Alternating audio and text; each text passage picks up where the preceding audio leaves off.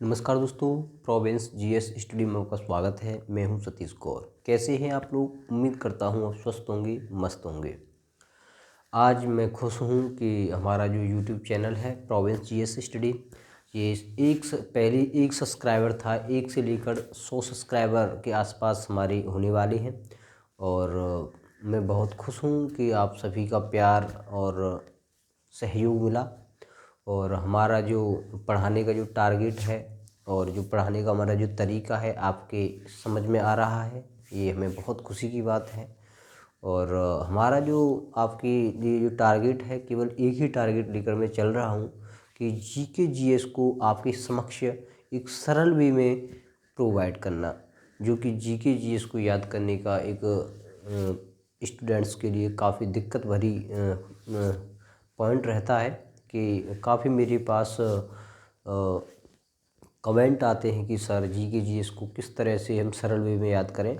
तो दोस्तों, हमारा जो आपके लिए एक ही उद्देश्य है कि जीके जीएस को आपको ट्रिक के तरीके से सरल भाषा में बिल्कुल डिलीवर करें, और हमारा यही उद्देश्य है।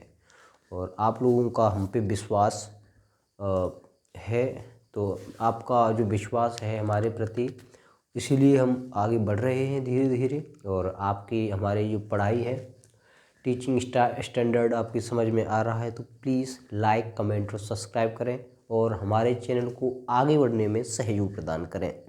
मुझे उम्मीद है आप लाइक, कमेंट और सब्सक्राइब ज़रूर करेंगे। और आप कमेंट लास्ट में ज़रूर छोड़ा करें कि हमारा जो ये आज जो मैं समझाने वाला हूँ या मैं समझाता हूँ कि सर आपको हमारी पढ़ाई कैसी लगी, या हर पॉइंट पे आप कमेंट ज़रूर करें, जिससे कि इस टीचर को ये पता चलता है कि हमारा जो टीचिंग मेथड है या टीचिंग स्टाइल है किस वे में जा रहा है। और जब आप कमेंट ही नहीं करेंगे तो हमको कैसे पता चलेगा कि आप लोगों को आगे क्या प्रोवाइड करना है। तो दोस्तों, आप लोग कमेंट ज़रूर करें, सब्सक्राइब ज़रूर करें, और अपने फ्रेंड सर्कल में हमारे प्रोविंस जीएस स्टडी के बारे में बताएं कि हमारा जो चैनल है केवल आसान वे में आपको जो भी जीके मटेरियल है, जीके जीएस मटेरियल है, आपको प्रोवाइड करेगा। तो प्लीज़ सब्सक्राइब करें, अपने दोस्तों तक, अपने दोस्तों तक और फ्रेंड सर्कल तक ज़रूर पहुंचाएं हमारे चैनल को, जिससे कि हमारा चैनल आपको आपके समक्ष आपके सहयोग से आगे बढ़े। और मुझे उम्मीद है कि आप ये सभी फ्रेंड सर्कल में आप हमारे चैनल को पहुंचाएंगे, हमारी वीडियो को शेयर करें, जिसके माध्यम से हमारा चैनल आगे जल्दी डेवलपमेंट हो सके। तो दोस्तों, ये मेरा आपसे हाथ जोड़कर रिक्वेस्ट है कि आप इस काम को ज़रूर करें, आप सब्सक्राइब कर लें और कमेंट भी करें, कमेंट ज़रूर करें। तो आज हमारी जो वीडियो है, सबसे पहले विश्व की प्रमुख पर्वत शिखर, ये आपको एग्जाम में बहुत ज़्यादा पूछा जाता है। ये एक स्टैटिक जीके का पार्ट है। तो स्टैटिक जीके आपको मोस्टली आपको पता ही है, एग्ज़ाम के पॉइंट ऑफ व्यू से काफ़ी इंपॉर्टेंट मानी जाती है। और यदि आप 4 से 5 साल से प्रिपेयर कर रहे हैं तो आपको स्पेशली क्वेश्चंस दिख रहे होंगे। ये क्वेश्चंस प्रीवियस ईयर के क्वेश्चंस हैं। और यहाँ पे जो भी एग्ज़ाम जो भी मेरा मटेरियल होता है वो एनसीईआरटी के माध्यम से यहाँ पे आपके समक्ष रखता हूँ। तो मुझे उम्मीद है आप लाइक, कमेंट, सब्सक्राइब ज़रूर करेंगे। प्लीज़ सब्सक्राइब ज़रूर करें और शेयर ज़रूर करें। तो चलते हैं सबसे पहले विश्व की प्रमुख पर्वत शिखर। तो हमारे जो प्रमुख पूरे ऑल ओवर विश्व के वर्ल्ड के जो पर्वत शिखर हैं उनके बारे में आप चर्चा करूँगा। सबसे पहले माउंट एवरेस्ट है। आपको पता है विश्व का जो सबसे ऊंचा पर्वत शिखर है वो माउंट एवरेस्ट है। माउंट एवरेस्ट है। और सबसे पहले उसके बाद में इसकी ऊंचाई पूछ ली जाती है कि माउंट एवरेस्ट की ऊंचाई कितनी है, तो हम बोलेंगे 8850 यानी 8850 मीटर इसकी ऊंचाई है। तो आप लोग इससे भली भांति परिचित होंगे। और दूसरे क्वेश्चन है K2, जो कि ये भी काफ़ी एग्जाम्स में पूछा जाता है। जैसे ही कंचनजंगा, ल्हासे, मकालू, धौलागिरी, नंगा पर्वत, अन्नपूर्णा, नंदा देवी और नामचा वरवा, जो कि चीज़ से है। दोस्तों, आपके समक्ष केवल वही कंटेंट रखा जाता है जो एग्जाम के पॉइंट ऑफ व्यू से मोस्ट इम्पॉर्टेंट है। मैं फालतू का कंटेंट आपके पास नहीं रखता। और आप यदि तैयारी कर रहे होंगे, आप महसूस करेंगे कि हाँ, ये एसएससी के लिए मोस्ट इम्पॉर्टेंट है। एसएससी ही नहीं बल्कि ऑल कॉम्पिटिटिव एग्जाम के लिए ये मोस्ट इम्पॉर्टेंट है। आप हमारी वीडियो को लास्ट तक बने रहें। लास्ट में आप कमेंट जरूर करें और सब्सक्राइब करना ना भूलें। तो सबसे पहले माउंट एवरेस्ट है। क्वेश्चन पूछा जाएगा सबसे ऊंची जो चोटी है कौन सी है, तो हम कहेंगे माउंट एवरेस्ट। कौन सी चोटी सबसे ऊंची चोटी कौन सी है, माउंट एवरेस्ट। अच्छा, माउंट एवरेस्ट एक्चुअल में है कहाँ पे? माउंट एवरेस्ट आपको पूछ लिया जाएगा कि माउंट एवरेस्ट कहाँ उपस्थित है, तो हम कहेंगे नेपाल में। ये तो आपको पता ही होगा कि जनरली क्वेश्चंस काफ़ी पूछा जाता है और आपको पता ही होगा, जो कॉम्पिटेटिव एग्जाम की तैयारी कर रहे हैं ये छोटी मोटी नॉलेज रखते हैं। ठीक है, माउंट एवरेस्ट कहाँ है, नेपाल में। अच्छा, ऊंचाई इस पर डिपेंड करती है, ऊंचाई कितनी है इसकी। जो इसकी ऊंचाई है ये बहुत पूछा जाता है कि माउंट एवरेस्ट की ऊंचाई कितनी है, जो कि हर बंदे पर नहीं आता। तो हम क्या क्या याद करेंगे, 8850, 8850 इसकी ऊंचाई है, यानी 8850 मीटर इसकी ऊंचाई है। तो आप लोग इसे 2 से 3 बार याद करें जिससे कि आपको याद हो जाएगा। तो 2 तरीके के क्वेश्चन बनते हैं। माउंट एवरेस्ट कहाँ स्थित है, तो नेपाल में। दूसरा क्वेश्चन, माउंट एवरेस्ट की ऊंचाई कितनी है, तो 8850 मीटर इसकी ऊंचाई है। उसके बाद में अच्छा, K2 पूछा जाता है। K2, जो K2 है ये कहाँ स्थित है, तो ये भारत में स्थित है। अगर मैं ये कहूँ K2 भारत का सबसे ऊंचा पर्वत शिखर है। क्या है, K2 प्रॉपरली भारत का सबसे ऊंचा पर्वत शिखर है। तो आप इसे याद रखें कि K2 कहाँ पे है, भारत में है। क्वेश्चन आपको पूछा जाएगा K2 कहाँ स्थित है। K2 जो पर्वत शिखर है कहाँ स्थित है, तो भारत में स्थित है। इसकी ऊंचाई कितनी है, 8611 मीटर। स्पेशली आपको यही पूछा जाता है केवल, तो K2 है ये कहाँ पे स्थित है, तो ये भारत में है। और ये सबसे बड़ी बात, भारत का सबसे ऊंचा जो पर्वत शिखर है प्रॉपर भारत का, तो वो K2 ही है। आप इसे NCERT में देख सकते हैं कि भारत का सबसे ऊंचा जो पर्वत शिखर है K2 है। आप इसे ध्यान से देखें और ये एग्जाम के पॉइंट ऑफ व्यू से मोस्ट इम्पॉर्टेंट है। आप इसे जरूर ध्यान दें। इस क्वेश्चन, ये क्वेश्चन आपके लिए आने वाले एग्जाम में क्वेश्चन आपके समक्ष मिल सकता है। क्या कहेगा क्वेश्चन कि भारत की सबसे ऊंची चोटी, ये नहीं कि K2 भी कह सकता है कि K2 सबसे ऊंची, जो K2 है, K2 जो पर्वत शिखर है वो कहाँ से बिलोंग करता है, तो भारत से। और दूसरा क्वेश्चन बनेगा कि भारत की सबसे ऊंची जो पर्वत शिखर है वो हम कहेंगे K2, और इसकी जो हाइट है 8611 मीटर है। उसके बाद में आगे चलते हैं दोस्तों, कंचनजंगा मोस्ट इंपॉर्टेंट है। कंचनजंगा ये मोस्ट इंपॉर्टेंट इसलिए क्योंकि ये काफ़ी क्वेश्चन पूछा जाता है। क्वेश्चन ये पूछा जाता है कंचनजंगा कहाँ स्थित है, तो नेपाल और भारत में स्थित है।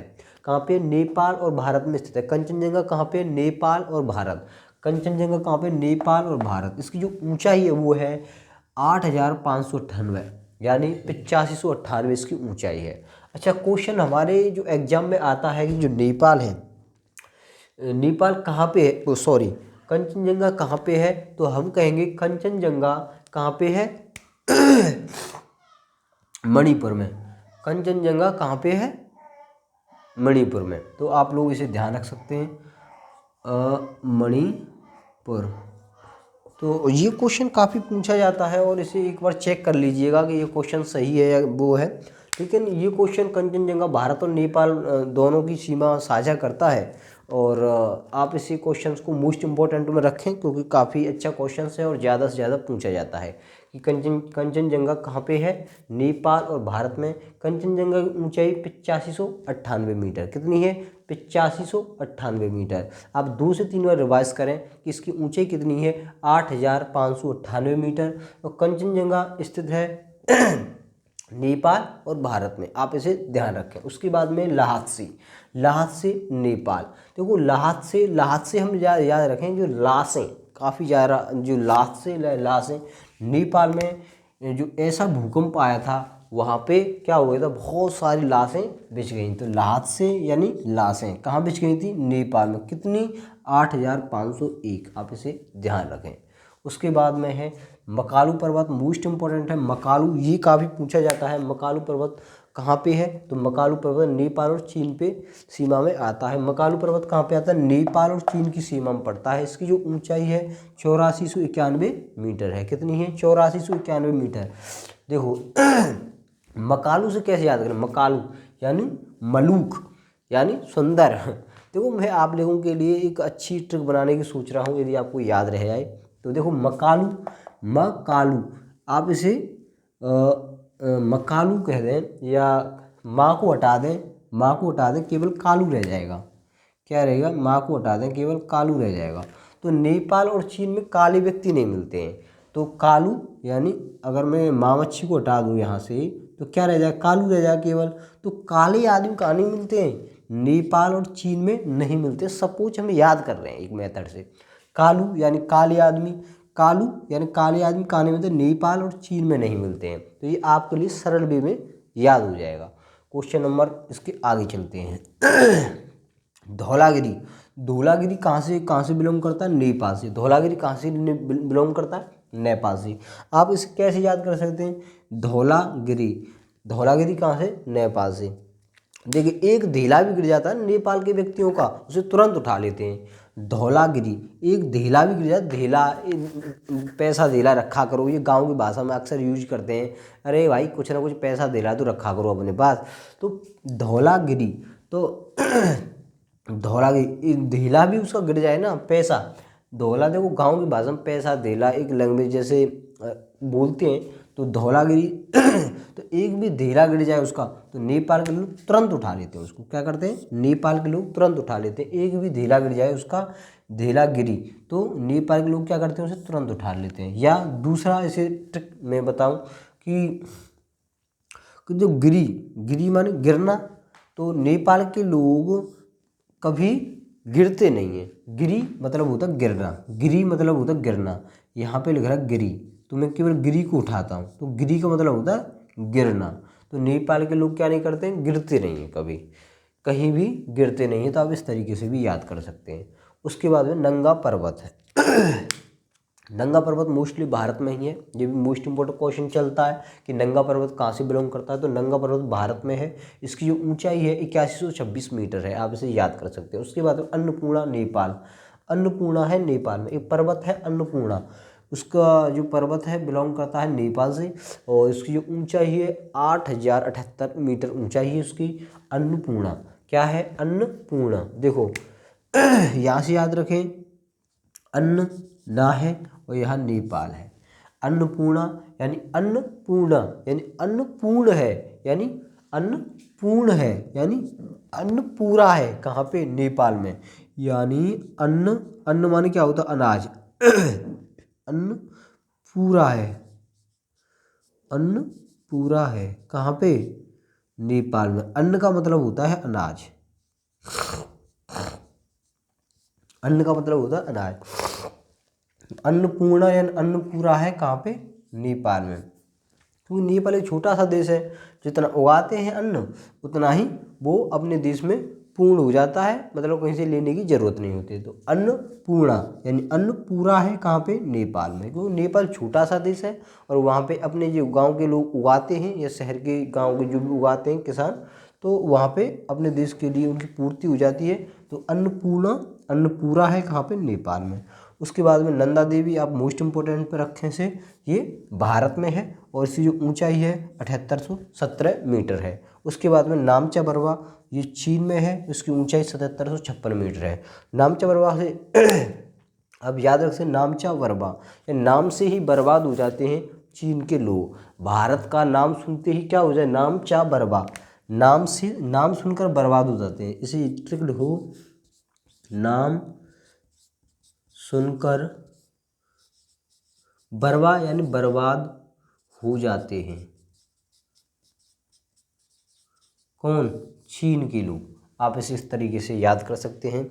दोस्तों जहाँ भी ट्रिक लगी मैंने आपके समक्ष ट्रिक लगाई और तुरंत के तुरंत आपके समक्ष में ट्रिक बना भी देता हूँ जैसा मुझे अच्छा लगता है, जिससे कि आप लोगों को याद करने में आसानी रहे। और हमारा टारगेट ही यही है कि एक बेहद आसान तरीके से आपके समक्ष वीडियो को डिलीवर करना।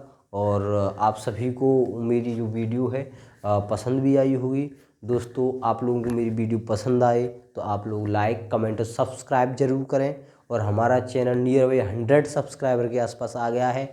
आप अपना सहयोग और प्रदान करें, अपने दोस्तों को बताएं हमारे चैनल के बारे में, जिससे कि हमारा चैनल बहुत जल्दी ग्रो कर सके। हालांकि हमारा चैनल बहुत जल्दी ग्रो कर रहा है क्योंकि हमारा जो क्वालिटी कंटेंट है NCERT बिलोंग करता है। दोस्तों आप सभी लोगों का सहयोग हमें खुशी प्रदान करता है और हमें आगे वीडियो बनाने की हिम्मत भी देता है, जिससे कि आप लोग आगे आप लोगों के लिए जो कंटेंट है हम आगे बना सकें। तो दोस्तों आप अपने लोगों तक, दोस्तों तक हमारे चैनल के बारे में बताएं, लाइक कमेंट सब्सक्राइब जरूर करें और लास्ट में कमेंट जरूर छोड़ें कि हमारा जो पढ़ाना है आपको कैसा लगा, क्या आपके समझ में कुछ आ रहा है या नहीं, जिससे कि हम और भी आपके लिए मेहनत कर सकें। और लाइक कमेंट सब्सक्राइब जरूर करें। धन्यवाद।